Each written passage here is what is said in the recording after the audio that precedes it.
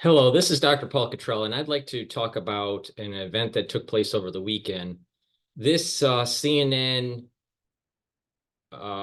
commentator, I met her at an event about 2 months ago, actually, at the Harbor Club, and she was talking about politics and the need to get to the center because of the polarization in the country.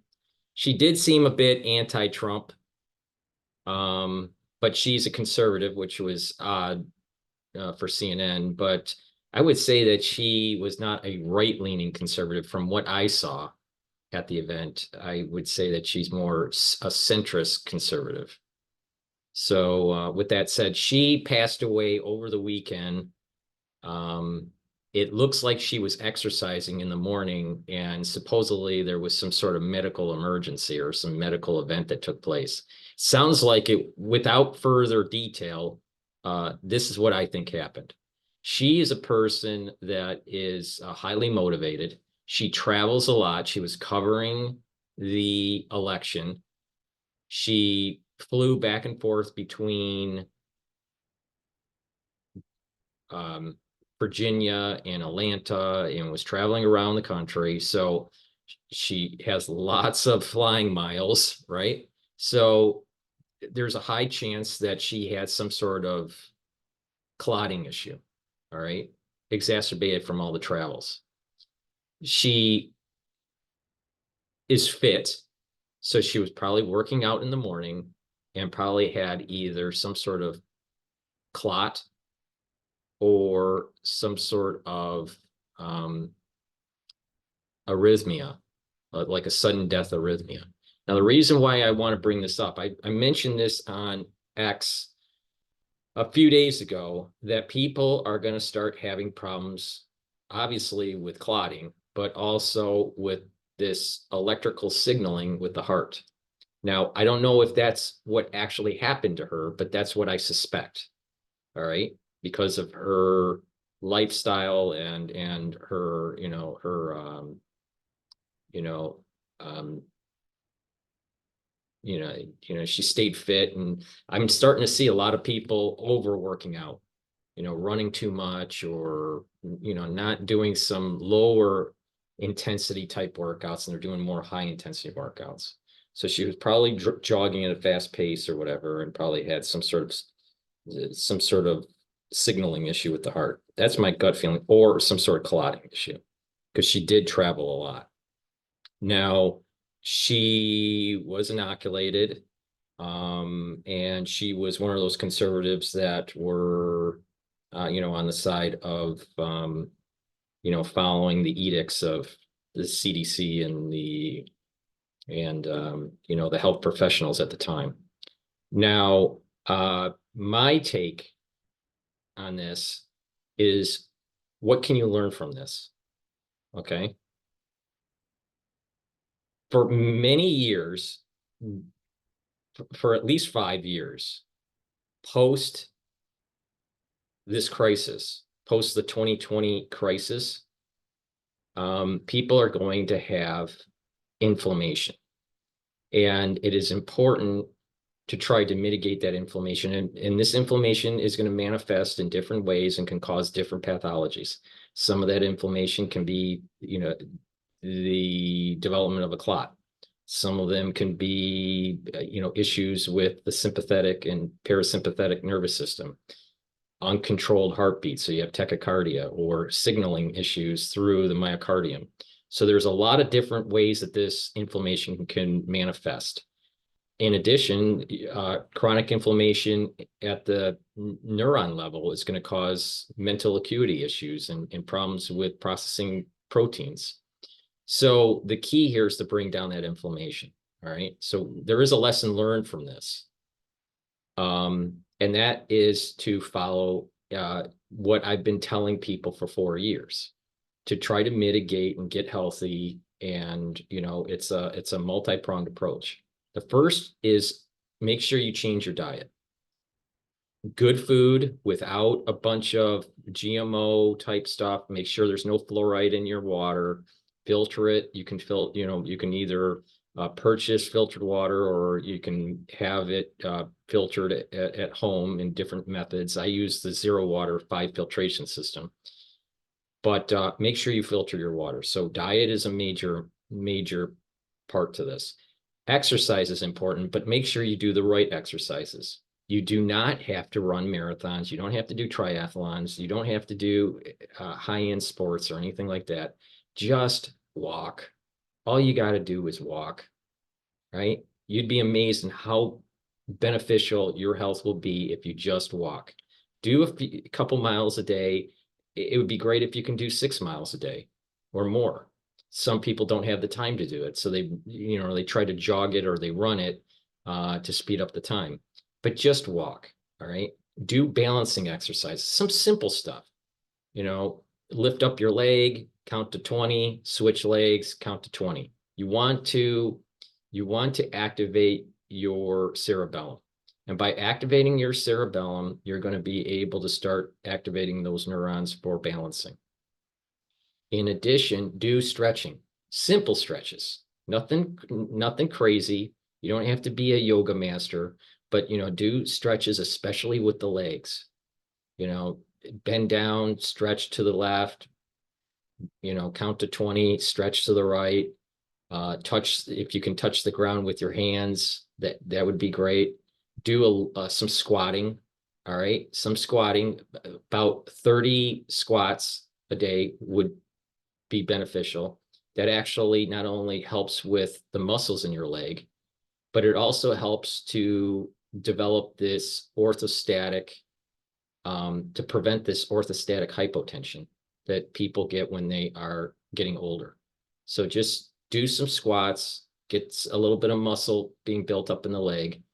And what happens is when you do that, your body's starting to get a little bit, it's trying to morph to the point where there's going to be different blood flows of the body and different blood pressures depending on where your body is spatially. So you're kind of training your body to kind of prevent that orthostatic hypotension.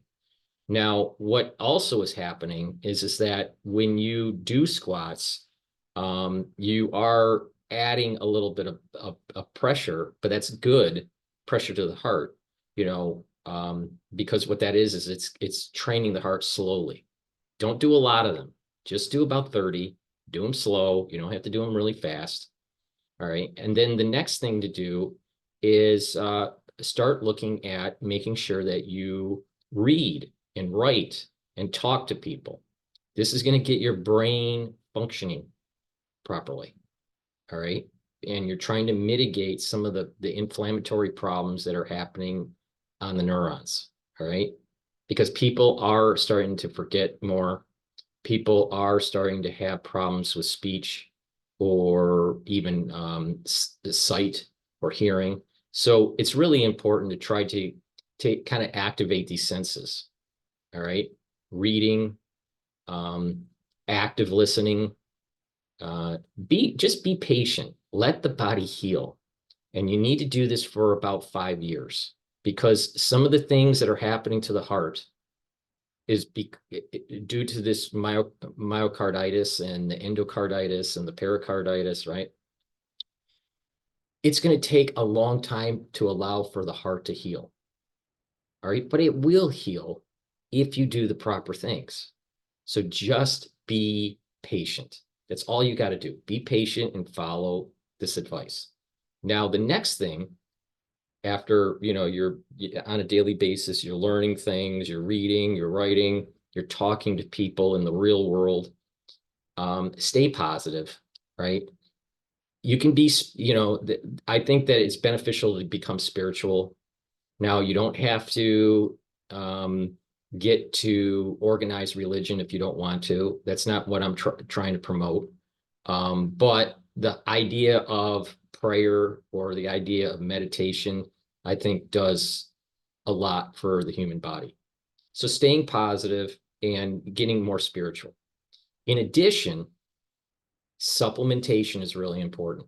All right. So you've controlled your diet, you're eating properly, you're exercising properly, you're not over exercising, you're stretching, you're doing the mental acuity health, you're focusing a little bit more on spiritual kind of endeavors. And then there's this supplementation that you should do that's focused on mitigating the aftershock from 2020. Now, what is that protocol? So if you go to my store, hold on.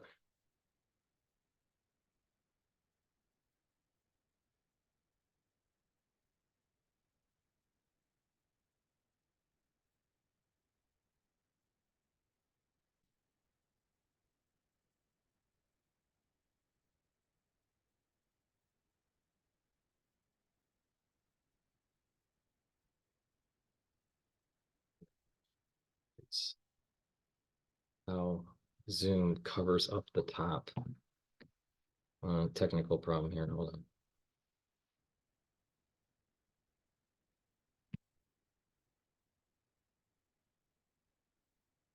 Okay, here we go. All right, so please go to my store, the-studio-reykjavik.com. All right, and hit store, right? And there's different products that I have. Lots of different products, ebooks. I also have supplements and lectures, medical lectures. So what I want you to do is go to nano silver. This is the first item on this protocol. So you write this down. Take the max 35 or the max 14 or the structural solution. All right. I take the max 35. So take it every day and take a teaspoon of it a day. If you're not feeling well, take a tablespoon of it. Okay. So you want to get the liquid structural nanosilver. In addition, you want to get C60. All right. I have it in extra virgin olive oil, avocado, and MCT coconut oil. Take the C60 every day. The C60 is a very strong antioxidant, and that antioxidant is going to soak up those free radicals. Now, I have it in 2 ounce, 4 ounce, 8 ounce, so depending on your price point, but take a teaspoon of it a day. Now, what's important with the max 35, max 14, or the structural nanosilver solution is that this will boost up your immune system and neutralize pathogens. Then the next thing, the third thing that you want to get is D3. This is a gene expression cofactor that will help to get rid of infected cells. It helps with apoptosis. Omega-3 is going to help with your lipid profile and prevent the stickiness of the blood vessels, of the red blood cells. Ashwagandha is going to help with bringing down that inflammatory response and control the blood glucose levels. So that's going to help with preventing the blood clot, right? But also bringing down inflammation. Turmeric is going to bring down the inflammation also. It's anti-inflammatory, and it also is a strong antioxidant. Then you want to take lignans. Lignans will help boost up your immune system. Because what is happening is that there are blood clots, there's an immune system issue, and there is pro-inflammatory things that are happening. Then you need to take the digestive enzyme complex. That digestive enzyme complex has proteolytic capability and fibrinolytic capability. So it'll help to break up the clot, and not only that, it'll help to break up certain types of proteins. Now,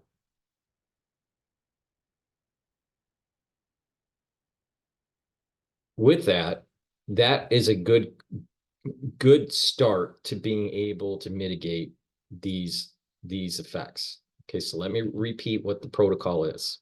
Max 35 teaspoon or max 14 teaspoon, or the structural nanosilver teaspoon. If you're not feeling well, take a tablespoon or 2 a day. C60, take a teaspoon of it a day, and that will soak up those free radicals. D3 for gene expression and to help with apoptosis. Omega-3 to help with the lipid profile and to prevent the stickiness of the red blood cells. Ashwagandha root to bring down inflammation and control the glucose levels. Turmeric, bring down inflammation as an antioxidant. Lignans to help to support the immune system, to boost it up. And the digestive enzymes to help to break up clots, because there are compounds in here that will help to break up clots, fibrinolytic, and also break up certain types of proteins. So that's a good start to getting to a point where you are slowly healing your body. Now, again, it's not just supplementation. It's also tied to proper diet. Make sure you filter your water. Don't over-exercise. All right. Do not over-exercise. Do balancing. Make sure you challenge your mind and, tap into some sort of spirituality or some sort of meditation. You don't have to get crazy on any of these items. You want to walk, and lower intensity is better than high intensity. Now, the reason why this is, all right, that you need to focus on is that in this aftershock of 2020, you have immune system issues, there are cancer issues, there are cardiovascular issues, there's neurological issues. All right, all of these are tied to inflammation, and specifically with the myocarditis, endocarditis, or pericarditis, the idea is that it's going to take a long time, especially the myocarditis, to heal. And that the signaling in the heart is disrupted and causing sudden death syndrome. All right. So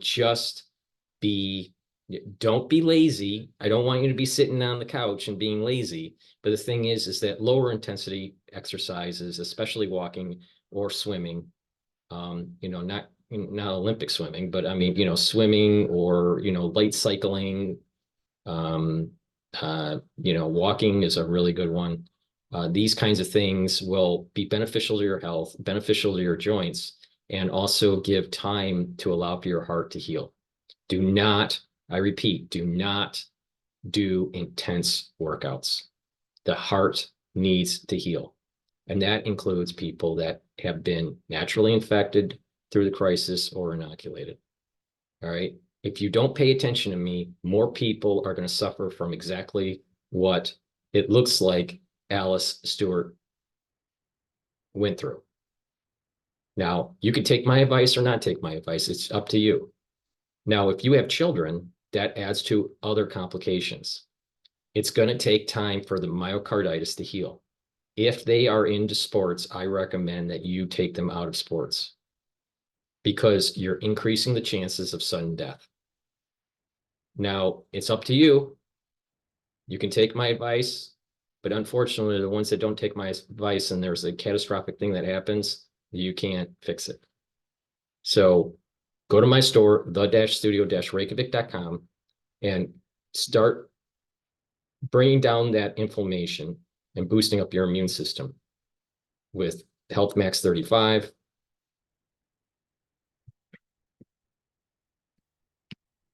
Taking C60 daily, teaspoon of it.